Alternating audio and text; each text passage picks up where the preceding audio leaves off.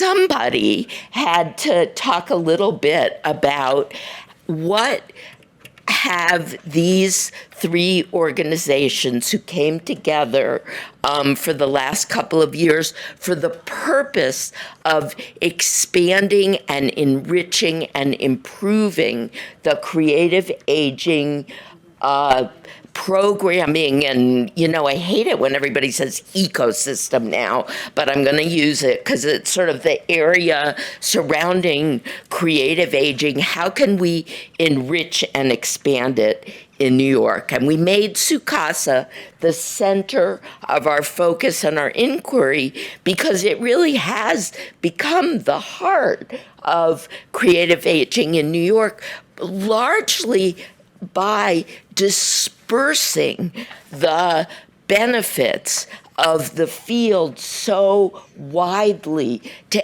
every neighborhood in New York City. So by design, this is a program in every one of the 51 councilmatic districts. And as we're going to come back to as we go along, this is really important because too often the riches of our city are poorly distributed among communities.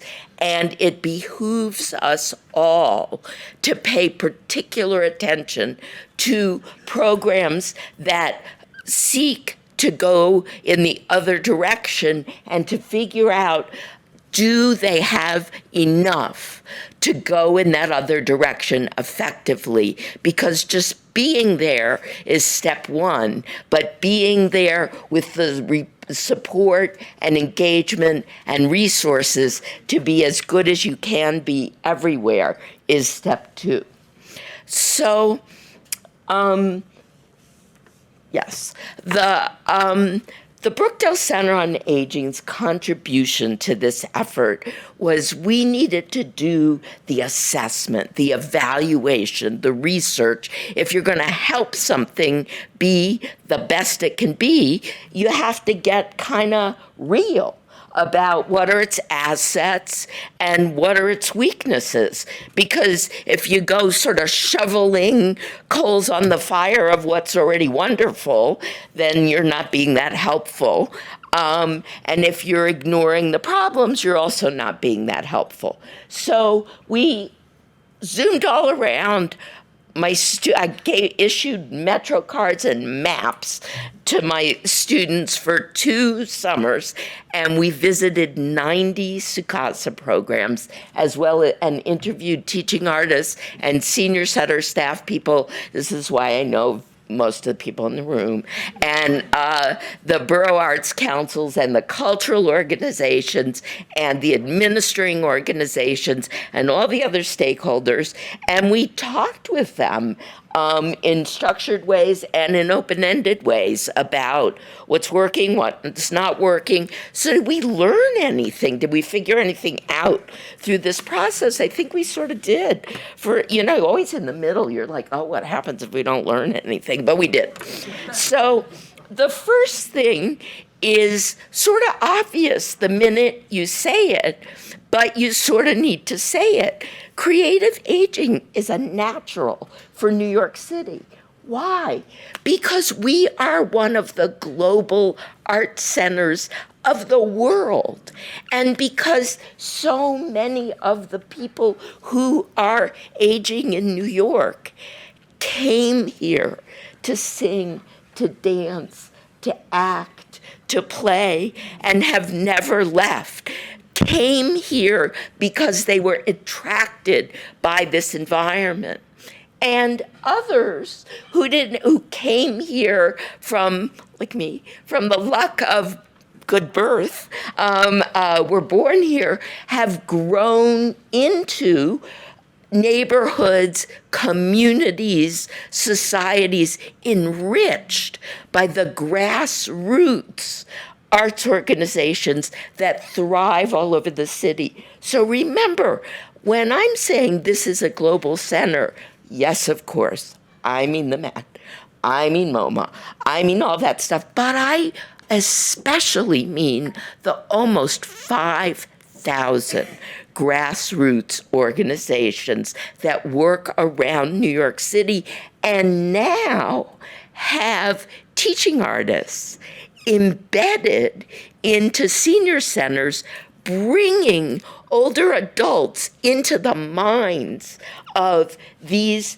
incredibly precious organizations, sometimes for the first time, and sometimes reminding them, and at the same time enriching the organizations and the older adults with their presence. So arts and New York kind of like makes sense, right? As soon as you think about it that way. And participation in the arts is one of these quintessential win-win-wins that we're always looking for when we're making choices about social investments, right? So it's a win because older adults benefit. Actually, research shows that people's memories benefit, people's fluency, their sort of verbal and other expressive fluency is enhanced, and people's sense of well-being and sense of esteem is enhanced all the time. People were like, I surprised everyone I know by doing this, right? Did you surprise a couple people that you knew? A couple people you know are surprised. And that's a great feeling. It's a great feeling to feel like the people you know are like, well, I didn't know you could do that, right? And too often we, especially as older adults, people expect us to surprise them in negative ways.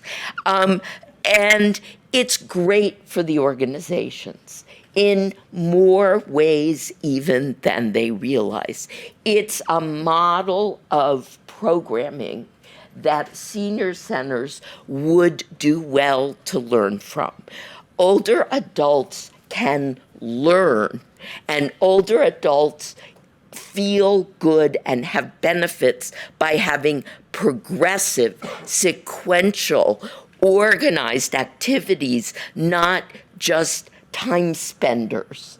And other kinds of programming could follow in that model, as well as more and different people in the center could connect to more and different inner strengths inside themselves. Like maybe each of us doesn't have an inner strength that is artistic. So for example, I was always told to mouth it anytime I was in a chorus, all the way growing up. So you guys are going to get up and sing, and I can't sing because any singing, I have a big mouth, a big person, and I would ruin it. So they said mouth it.